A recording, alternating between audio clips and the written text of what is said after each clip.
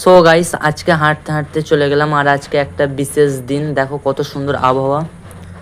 আজ 15ই আগস্ট 2025। আমরা ভারতের ৭৯তম স্বাধীনতা দিবস পালন করছি।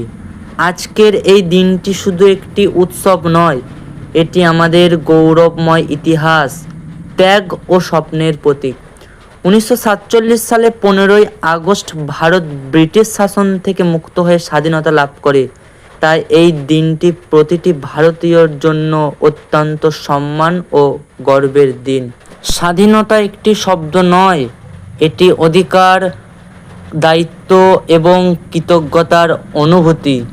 ভারত স্বাধীন হওয়ার জন্য বিপ্লবীরা কঠোর সংগ্রাম করেছিলেন। তাদের এই কঠোর সংগ্রামের ফলে আজ আমরা স্বাধীন আমাদের ভারতবর্ষ। স্বাধীন ভারতের একজন সুশিক্ষিত এবং দায়িত্ববান নাগরিক হওয়ার জন্য আমাদের কর্তব্য এই স্বাধীনতা রক্ষার। তবেই আমরা আমাদের দেশকে এগিয়ে নিয়ে যেতে পারব। বিপ্লবীদের আত্মত্যাগের ফলে আজ আমরা স্বাধীনভাবে কথা বলতে পারি, শিক্ষা নিতে পারি এবং নিজের মতো জীবন কাটাতে পারি।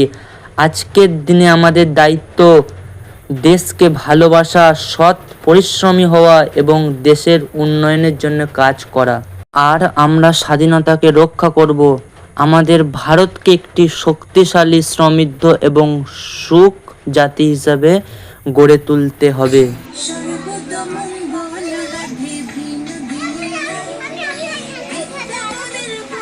ওইখানে তোল